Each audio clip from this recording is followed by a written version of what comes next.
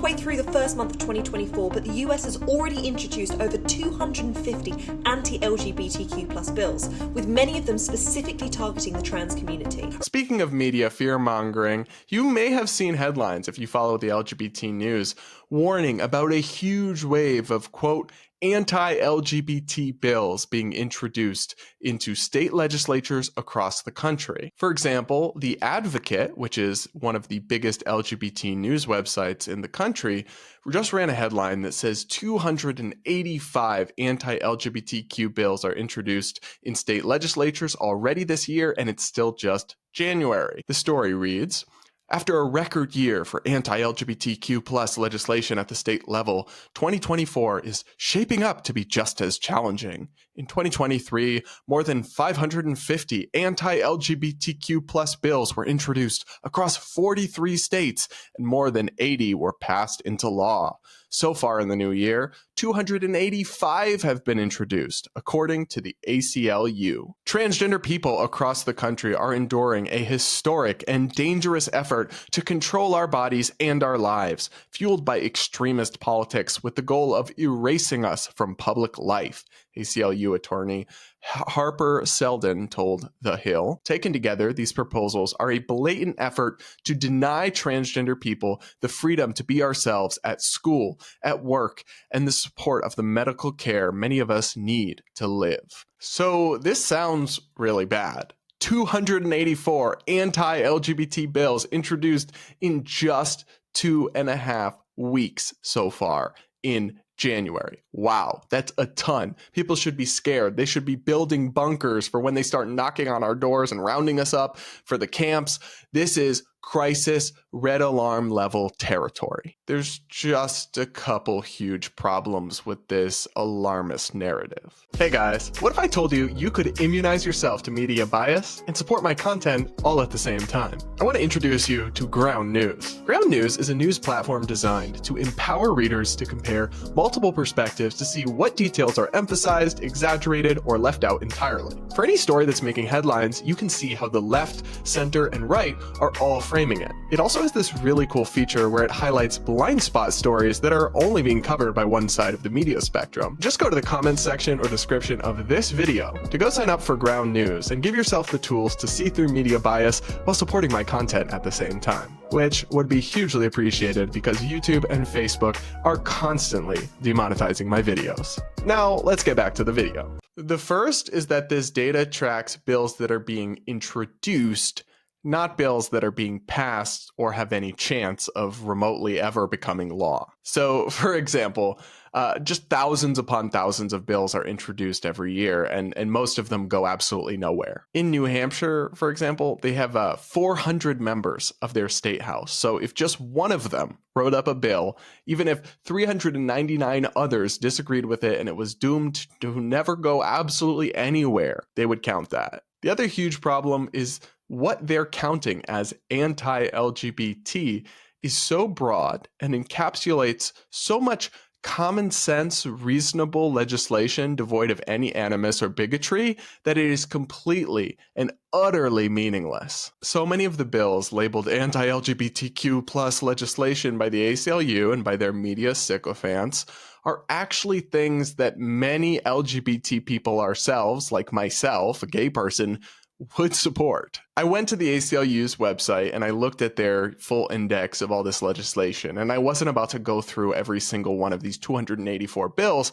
but I just looked at the first 5 or so. One of the first ones that came up was an Alaska law because it's by alphabetical order. And this bill, which is supposedly an attack on the LGBT community, simply designates that public schools and private schools whose teams compete against a public school must designate their school-sponsored athletic teams or sports either a male's team, a female's team, or a co-ed or mixed team. Basically, it requires that unless it's a co-ed league where everyone enters voluntarily going in and knowing that, people have to play sports according to their birth sex, not their gender identity. That's something that a vast majority of the country just views as common sense, given the biological realities and differences between males and females that both for safety and fairness reasons don't entirely go away, and as a result, do require sex segregation in sports. This isn't some undue act of discrimination against the trans community. It's not an attack on the dignity and lives of trans people across the country. It's just common sense rules for school sports to protect and preserve women's sports as a separate and meaningful category. That's something a lot of gay people and even a good chunk of trans people actually agree with. It's also not inherently bigoted or hateful in any way. So if they're counting stuff like this as anti-LGBT, I'm really not sure that's a meaningful or significant or serious category at all. I kept looking, though, and another one of these supposedly bigoted laws was an Arizona bill that defines sex under law as follows. An individual's sex means the individual's biological sex at birth, either male or female.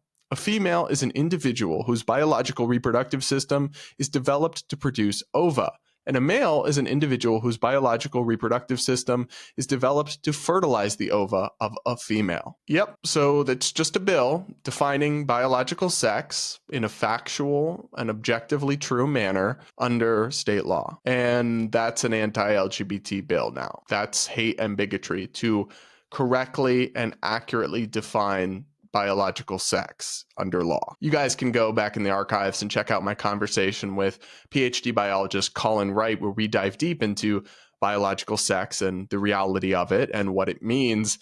And he explains that this is essentially a correct definition of biological sex. Yet, according to the ACLU and to woke LGBT media outlets, it is a bigoted attack on LGBT people to pass bills that accurately define words in state law.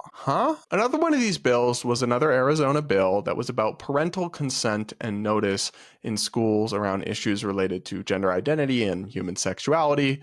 So this one says parents must be notified 2 weeks before any activity, class, or program that includes content involving gender identity, human reproduction, or sexual matters. And they must provide written permission for the child to participate in that activity, class, or program. That same bill also prohibits schools from denying information about their child to parents unless, quote, a reasonably prudent person would believe that disclosure of the information would result in child abuse or neglect as defined under state law. This is all just parental rights 101, right? This is just parents having autonomy and control over their children's education. It is not inherently anti-LGBT. In fact, it applies to a lot more than just LGBT issues. And one might agree or disagree with the approach outlined in this bill, which again is just a proposal, not something that's actually necessarily going to become law, but it's not inherently hateful or bigoted. It's not even particularly targeted at the LGBT community. It does apply to a lot of like trans-related issues, but it also applies to